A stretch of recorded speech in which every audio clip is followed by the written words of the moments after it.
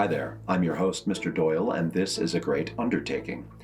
In this video, I will be discussing Maximum Overdrive, a film that was based on the story Trucks, which was published in King's first collection of short stories, Night Shift.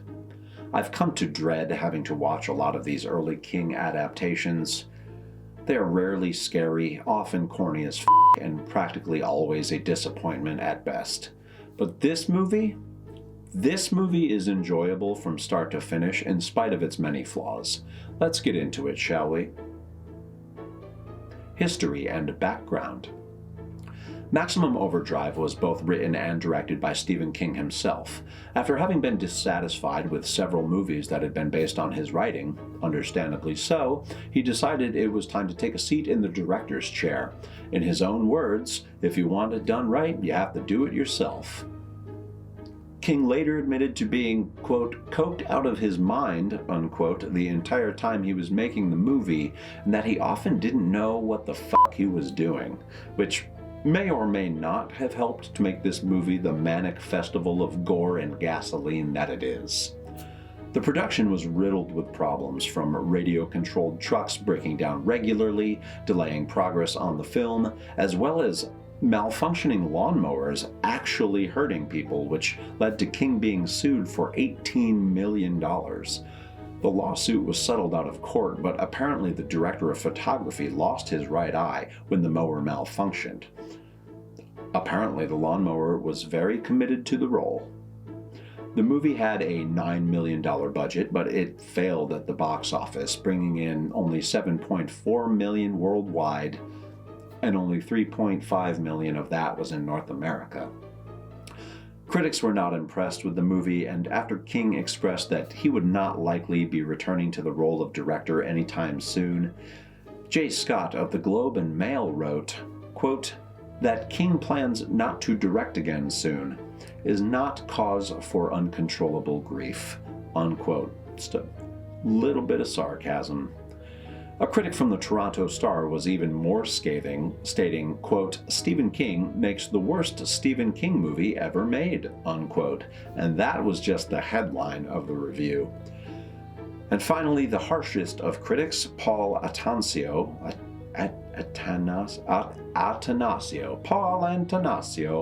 of the Washington Post wrote that Stephen King, quote, proves that he hasn't got an ounce of visual style, the vaguest idea of how to direct actors, or the sense that God gave a grapefruit, unquote.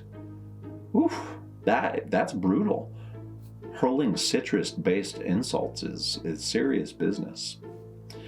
There were so many bad reviews for this movie, but the three I just read are fairly accurate portrayals of just about all of them. However, I must say, I don't entirely agree. Graveyard Shift has a 13% score on Rotten Tomatoes, and this movie is only rated slightly higher at 15%. But after having watched Graveyard Shift and Maximum Overdrive back to back, I would argue that Overdrive is far better than Graveyard. No contests. Is it by the book? For those of you who aren't familiar with the movie's basis, the short story Trucks, here's a quick recap. A ragtag group find themselves inexplicably surrounded by sentient trucks at a remote truck stop. As the trucks grow in number, they are joined by other varieties of vehicles, and the group of survivors strategize ways to escape, but they soon discover that they are vastly outnumbered. The trucks lead them to believe that they may be allowed to continue living, but at what cost?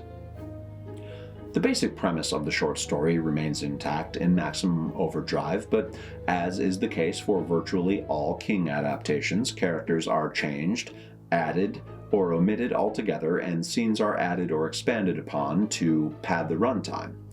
Unlike the short story, which never gives us an explanation for why these trucks are coming to life and suddenly becoming sentient, in the opening scene of the movie, Maximum Overdrive gives a far-fetched explanation of why this phenomenon is happening. It doesn't really make sense, but hey, it's all about the suspension of disbelief, which is pretty much the case in all fictional storytelling mediums. Additionally, in the short story, it's only the trucks and some limited heavy machinery that are affected by the phenomenon. But in the movie, anything with an engine, anything that uses electricity, and even small battery-operated devices can become killing machines. Arcade games, jukeboxes, gas pumps, electrical kitchen appliances, they're all potentially deadly. There are some notable inconsistencies throughout the movie, though, where not every car or electronic device is affected, and there's one scene in which some sprinklers, which are connected to garden hoses, turn on by themselves, and last I checked, garden hoses don't run on electricity or gas, so that seems a bit silly. But here's the thing, while the movie isn't perfect, far from it, it knows what it is, and it never takes itself too seriously. The tone is one of chaotic zaniness, and it delivers on that front. It's a bizarre premise with lots of action, explosions, over-the-top gore, and ridiculous special effects. For me, the worst King adaptations are the ones that try really hard to be terrifying, but for whatever reason, be it bad acting, terrible special effects, cheesy dialogue, or whatever, they end up being laughable rather than scary. This movie embraces the essence of what it is, and it is for that reason that it succeeds where many other early King content-based movies fall flat. Let's be real, if anyone went into this movie with the expectation that it would be some sort of psychologically stimulating, deep thought-inducing masterpiece, it was their own fault if they were let down. I mean, come on, what did you think you were getting yourself into? Soundtrack and score. AC/DC was chosen by King to provide the entire soundtrack for this movie, and it is a welcome reprieve from the stereotypical horror movie music of the era. It just rocks from start to finish. There are moments of noise and strange sounds emanating from the trucks that pretty much just sound like dog growls or sometimes human screams. It's not terrible. It's kind of silly, but again, the whole movie is one big silly extravaganza, so it's fitting. Cast and acting. Emilio Estevez plays the lead, Billy Robinson. He got a lot of hate from the critics when the film was released, but I thought he was good in the role. He's a young, tough, ballsy little sucker, and he does well in that role. Everyone else is tolerable, except for Yeardley Smith, who plays Connie, a young newlywed who comes to be trapped at the truck stop. It's entirely the sound of her voice, though. It's just her voice. It's like nails on a chalkboard for me. Also, it turns out this is the woman that voices Lisa on The Simpsons, something I did not know prior to researching this film. Special effects and cinematography. There are countless explosions, car chases, buildings being smashed through, people being run down and crushed under steamrollers, and it's all a blast to watch. There are a few moments that maybe aren't flawlessly executed, but for the era it was made, and with, thank God, zero computer-generated effects, I think they did an awesome job. What this movie lacks in depth and powerful performances, it makes up for in eye candy and by just being over the top in every possible way. Also, they have like a dozen remote-controlled trucks wreaking havoc throughout the movie at the same time, and that in itself is impressive. As far as being a cinematic masterpiece goes, yeah, it's not that, but it is a fun time if you're willing to accept it for what it is. Final thoughts.